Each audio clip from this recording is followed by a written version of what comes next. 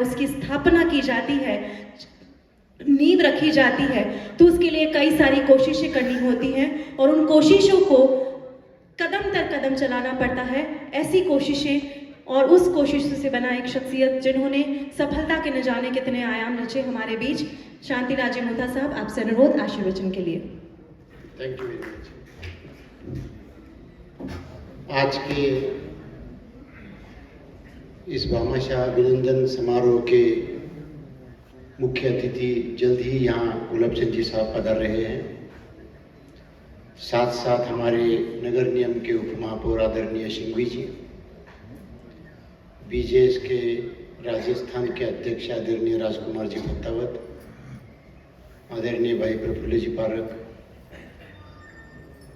राजू भाई लुंकड़, अभिषेक, आदरणीय श्री शांतिलाल जी, मंच पर उपस्थित सभी महानुभाव, भाइयों बहनों और माताओं, आज बीजेएस के इतिहास में एक नया पन्ना लिखने जा रहा है उदयपुर अधिवेशन के माध्यम से, और जिसकी अगवानी बीजेएस राजस्थान के चैप्टर ने, उदयपुर ने अपने कंधों पर ली। सही राजकुमार जी ने कहा कि करीबन 4 वर्षों से 6 वर्षों से उदयपुर में बीजेएस का राष्ट्रीय अधिवेशन करने की बात चल रही थी, जो अभी हम उसकी पूर्ति करने जा रहे हैं। मैं पिछले 3-4 महीने से जब भी अधिवेशन का डिक्लेरेशन हुआ तब से लेकर अभी तक राजकुमार जी, अभिषेक और उनकी पूरी टीम से लगातार संपर्क में हूँ। 3 हफ्ते पहले मुझे उदयपुर आने का एक मौका भी मिला और सभी प्रमुख कार्यकर्ताओं के साथ बातचीत करने का मौका मिला। मुझे काफी आश्चर्य होता है कि हमारा समाज जिस तरीके से पूरे देश भर में इतने उत्साह और उमंग से हर चीज को निभाने की कोशिश करता है, इस अधिवेशन को सफल बनाने के लिए जो जबरदस्त तैयारी राजकुमार जी और टीम पिछले कई महीनों से कर रहे हैं, ऐसा चित्र जनरली दिखाई नहीं देता जैन समाज छोड़ के। लेकिन जैन समाज में कोई भी ऑर्गेनाइजेशन हो, इसी तरीके का उत्साह हम लोगों के सामने लेके जाते हैं और यही उत्साह हमें बड़े बड़े चुनौतियों को हाथ में लेने का एक प्रेरणा देता है। खास करके बीजेएस को शुरू हुए करीबन 38 इयर्स हो गए, 38 साल हुए। लेकिन अगर मैं ये बात को यहाँ इस तरीके से कहूँगा कि बीजेएस के 38 साल का आज तक का काम और यहाँ से आगे का काम एकदम डिफरेंट रहने वाला है। तो बीजेएस 2.0 की शुरुआत कल से होने वाली है। बीजेएस 2.0 की नींव कल और परसों 2 दिन में यहाँ रखी जाएगी। तो ये बीजेएस का दूसरा पुनर्जन्म है और यहाँ से आगे बीजेएस की रफ्तार कार्य करने की बहुत बड़ी बढ़ने वाली है, क्योंकि उसके पीछे एक्सपीरियंस है, काम है, ट्रैक रिकॉर्ड है, अलग अलग प्रकार के एक्सपीरियंसेस आए हैं। तो हर चीज मैच्योरिटी से आगे जाती है और वही चीज परमानेंट टिकती है। यहाँ कोई भी काम 1 साल 2 साल में जादू की छड़ी नहीं होती है कि वो पूरा हो सकता है।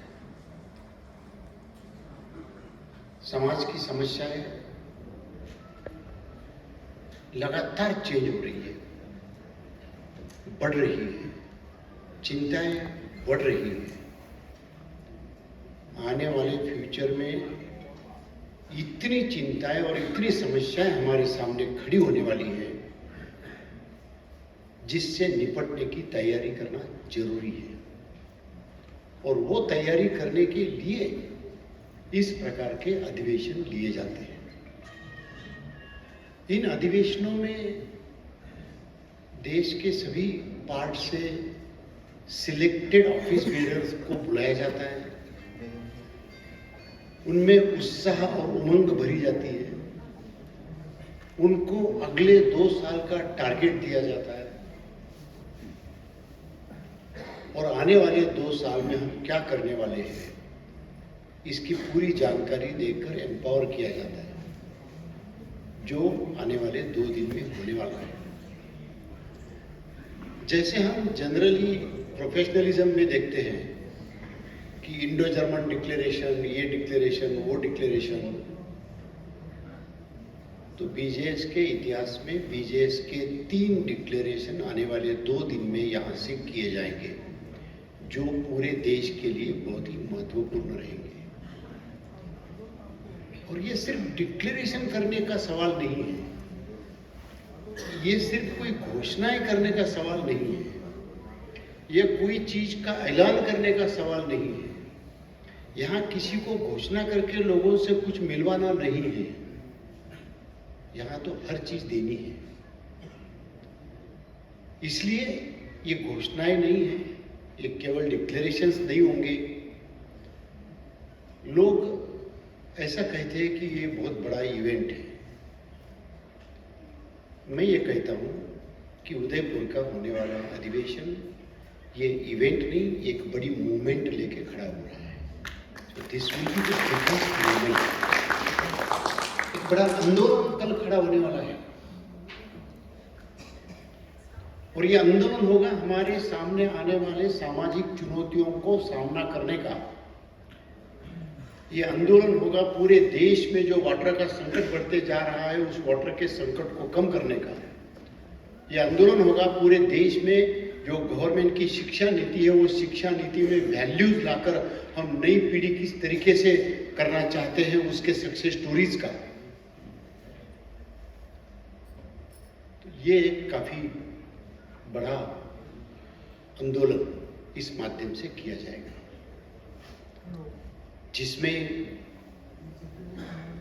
भारत देश के जल शक्ति मिनिस्टर कल सवेरे 9 बजे से शाम को 7:30 बजे तक यहाँ रहेंगे, पूरे प्रोग्राम में रहेंगे। सिर्फ उनको बीच में 1.5 घंटा दूसरी तरफ जाने के लिए उन्होंने कहा है। हमारे गुलाब जी दिन भर रहेंगे, हमारे सीपी जोशी जी राजस्थान के स्पीकर है, वो दिन भर रहेंगे। गोवा के मुख्यमंत्री 1 घंटे बाद यहाँ पधार रहे हैं, आज ही रात को आ रहे हैं, ताकि वो कल 2 सेशन में शिरकत करेंगे। कल रूरल पंचायत राज मिनिस्टर कल 12 बजे आने वाले हैं, जो दोपहर को 2 बजे के सेशन में शिरकत करेंगे। कल Nitin Gadkari ji online value education और वाटर के प्रोग्राम में शिरकत करेंगे 12:30 बजे। इसके साथ साथ नीति आयोग के लोग, अन्य पदाधिकारी, ऑफिसर्स, आईएएस ऑफिसर्स अलग अलग तबकों से आएंगे। कुछ लोग भारत के बाहर से ऑनलाइन जुड़कर बीजेएस ने कौन सी बाहर की यूनिवर्सिटीज के साथ कोलैबोरेशंस किए हैं, उसके ऐलान, उसके साथ बाहर की यूनिवर्सिटीज के लोग भी हमारे साथ संवाद करेंगे। जैसे भाई राजकुमार जी ने कहा, कल 9:30 यानी 9:30 को प्रोग्राम शुरू होगा। 9:29 को हम सब लोग स्टेज पर रहेंगे। जितने भी लोग सामने रहेंगे, प्रोग्राम स्टार्ट करना पड़ेगा, क्योंकि दिन भर का प्रोग्राम काफी पैक है। और जैसे भाई राजकुमार जी ने कहा कि दोपहर को 4:30 बजे एक ऐतिहासिक इवेंट है। बीजेएस ने इस देश के 100 वाटर स्टेज डिस्ट्रिक्ट को वाटर सफिशिएंट बनाने का डिसीजन कल होने वाला है, उसका लॉन्चिंग होने वाला है। और वो लॉन्चिंग 2:30 बजे के सेशन में होने के बाद 4:30 बजे हर एक डिस्ट्रिक्ट की एक व्हीकल और हर एक राज्य की एक व्हीकल, इस तरीके से 113 व्हीकल का 2 किलोमीटर लंबा लाइन यहाँ लगेगा। हर एक व्हीकल को उस डिस्ट्रिक्ट का ब्रांडिंग किया गया है। 6 महीने की तैयारी इसमें लग चुकी है और अभूतपूर्व ऐसा 2 किलोमीटर लॉन्ग 100 डिस्ट्रिक्ट की झांकी, उसके साथ में हमारे लोग और उसके साथ में स्टेट्स की गाड़ियां, इस तरीके का एक बहुत बड़ा मार्च ओकेजन ग्राउंड से निकलकर डीपीएस स्कूल में जाएगा और डीपीएस स्कूल के ग्राउंड में इसको इस तरीके से रखा जा रहा है, इस तरीके से इस सीन को कैप्चर किया जा रहा है और इस तरीके से लोगों को शपथ दी जाएगी कि हम लोग इस देश के पानी के संकट को किस तरीके से निपटेंगे। इस तरह का एक बड़ा इवेंट भी कल ऑर्गेनाइज किया जा रहा है। फुल पैक 2 दिन है।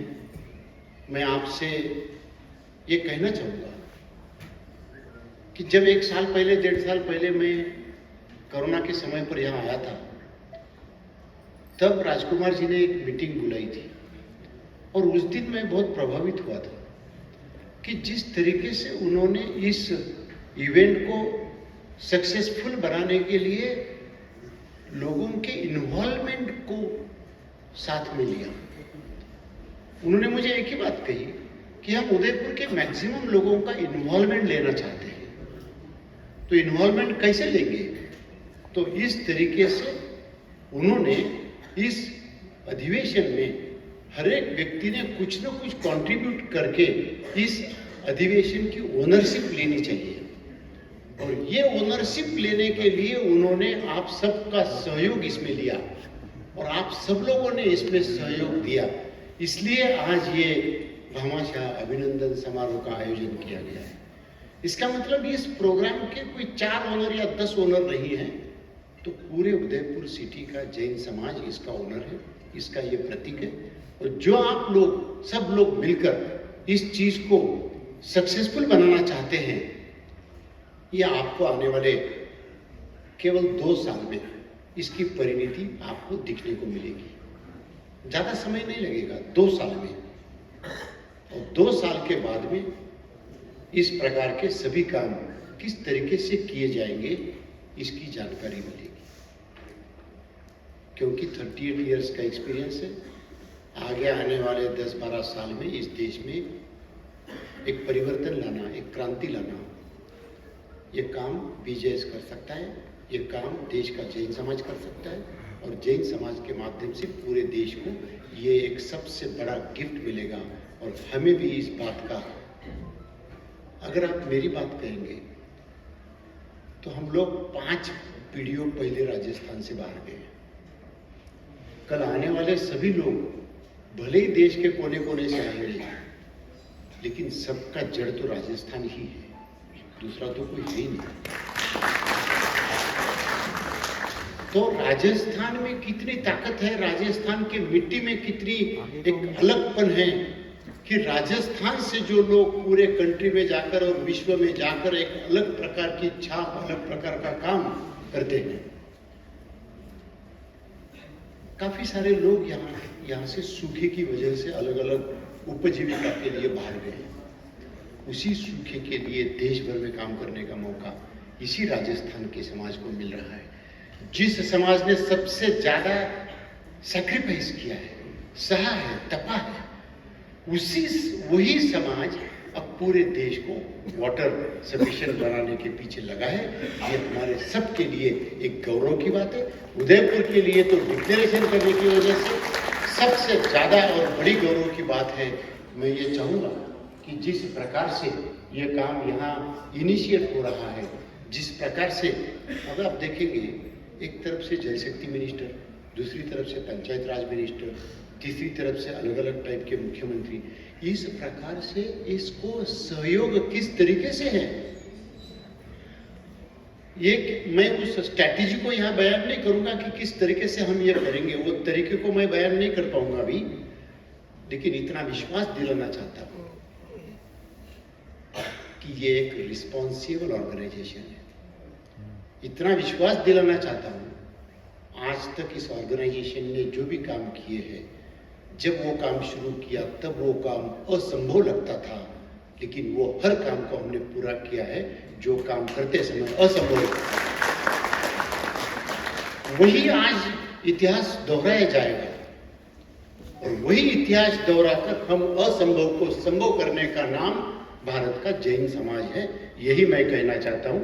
आपने सब लोगों ने मिलकर जो पूरे इस अधिवेशन के लिए सहयोग किया है, वो सहयोग केवल पैसे के लिए इंपॉर्टेंट नहीं है, तो वो एक आने वाली मूवमेंट की नींव रखने के लिए इंपॉर्टेंट है।